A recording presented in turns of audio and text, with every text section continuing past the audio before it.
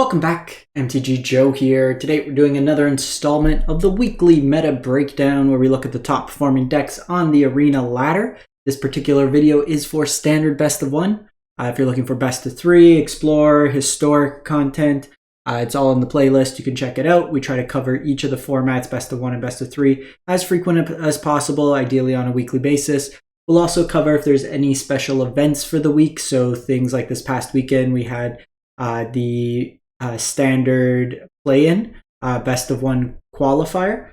So we did some deck lists there. For next week, it's the historic metagame challenge. So we'll also look at some decks ahead of that. So there'll always be content to kind of guide you here in terms of the best performing decks for each particular format. So kind of, if you can, subscribe. It's free, it's easy, helps with the channel. I do have a goal here to hit 10,000 subs by June.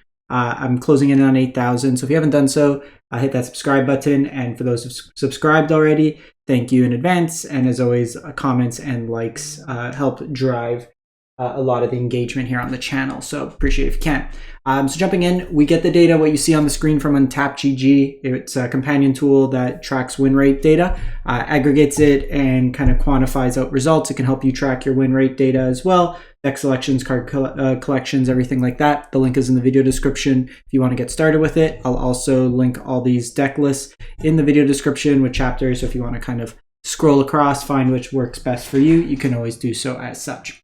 So we're looking February 26th through March 5th, Diamond to Mythic rank, and we have 78,000 games overall for the week of sample data. We're looking at minimum 100 matches to try to catch any kind of out of the norm decks, kind of decks that people are playing on their own. Obviously, a bigger population lends more credence to the deck being more consistent at a particular rate. So we're going to jump into it. The top deck of the week, Mono Red Aggro. It's a great day when Mono Red's on top, in my opinion, because I like Mono Red. But now people are gunning out for it. But 66% win rate, 370 games. And this is the version that's been played a lot on like MTGO as well. It's also a formidable best of three deck. So just very lean, aggressive, hasty threats. You're seeing 4 of Squeeze, really good into heavy creature removal, kind of forces removal. Even if it gets countered or stuff like that, you can get it back from your graveyard with kind of the escape mechanic, but not called escape, but functionally is the same as escape. Your top end is Thundering Raiju that lets you put counters on things, get big, and deal incidental damage. 10 pieces of burn damage between play with Fire, Lightning Strike, and Strangle. The flexible removal in the sense it can also go face, so you're not just stuck with hands worth of removal against decks that don't really have things to remove. However, the downside is you don't have hard removal, so things are a little contingent on the damage being relative to the creature at hand. You have early 1-drops in Monastery Swiftspear, Phoenix Chick, and then Kumano to kind of buff your team, ping, and Heavy Exile. Bloodthirsty Adversary lets you flash back into your instance in this deck, and then Feldin as a way to force kind of awkward blocks, provides card advantage in that way. This is like my least favorite card in the deck. Just creatures that don't block seem bad. And then 2 Mishra's Foundry, Sokuzen as the mana base. We then go to Azorius Soldiers, 64.5%, 65% win rate. And there's a lot of different ways you can build this deck. Some versions are heavier on 2-drops without Myrel. This version here, kind of a mid-curve. You're going up to the 4-drops in Myrel as kind of a tax effect. They can interact on your turn and lets you create a bunch of soldier tokens when it attacks. Sky Strike Officer for card advantage, Siege Veteran to put counters on things and be kind of removal insurance, Brutal Cathar as removal. You got your 1-drops in Recruitment Officer and Yodian Frontliner. Sometimes you'll see that they won't play Myrel, they'll play Skrelv instead as a protection spell, which kind of helps in that regard. The Harbin's kind of your payoff for a go-wide board, gives everything flying and a boost in power. You also get power boosts with Valiant Veteran.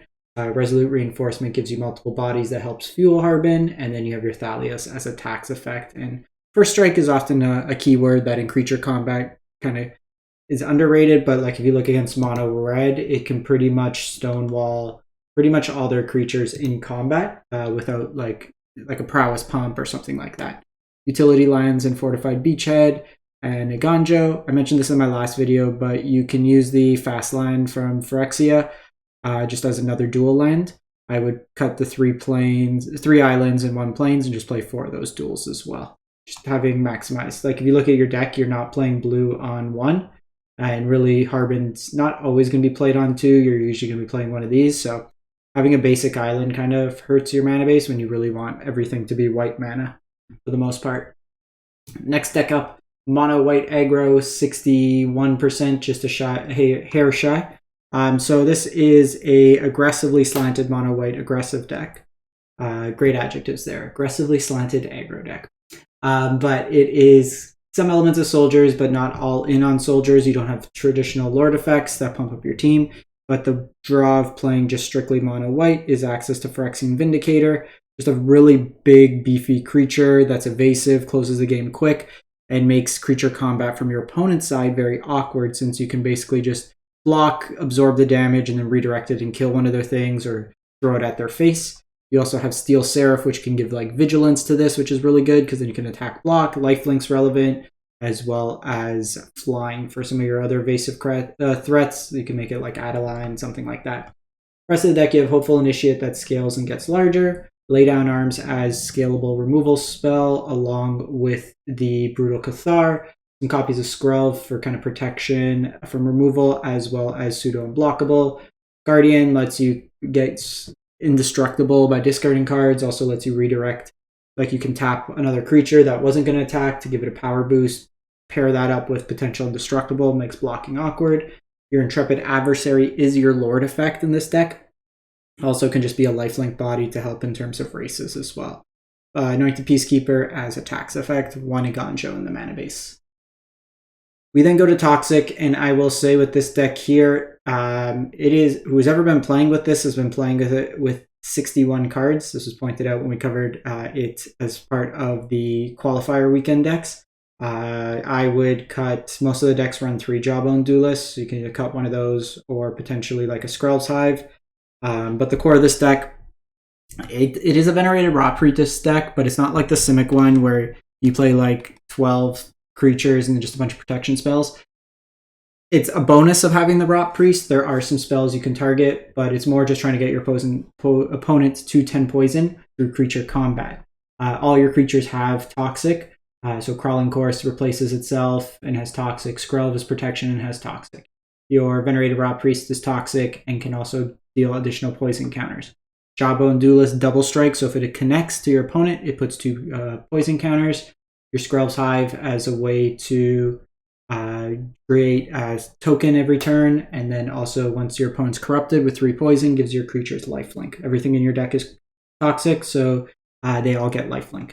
Your Slaughter Singer's your Lord effect. When they, through creature combat, all your creatures get a boost of +1/1. Itself has Toxic 2, which is a good clock in terms of the poison win. You have removal in Annex Sentry, and then Bloated Contaminator is a big beefy boy that is on the top end. Trample 4/4 is a good stats on its own. The Toxic is a bonus, and then Proliferate, so it's almost like Toxic 2 in a way, since it can deal additional points of Toxic or poison counters. This version here is opting to go with Ossification. You'll see oftentimes Soul Partition as another card there, since it could be used offensively and defensively. It works nicely with Venerated Rot Priest. It's also not contingent on having a basic in your deck. Your Tameo Safekeeping, Tyvar's Stand is just protection spells for the deck. You'll oftentimes see as well, like this version isn't playing it because it's on a higher density of basics, but you'll often see 2 copies of the Myrex in a lot of these decks. It's just a way to, in the late game, if you kind of have an excess amount of mana, you could just make mites every turn for 3 mana. You also have the Seed Core here that allows you to have a kind of dual land for all your Phyrexian creatures, and then also just create, like any of your mites, any of your little dorks, you just give them a power boost to 3/2s for the turn. Then move to Mono Black Control, Midrange, Aggro.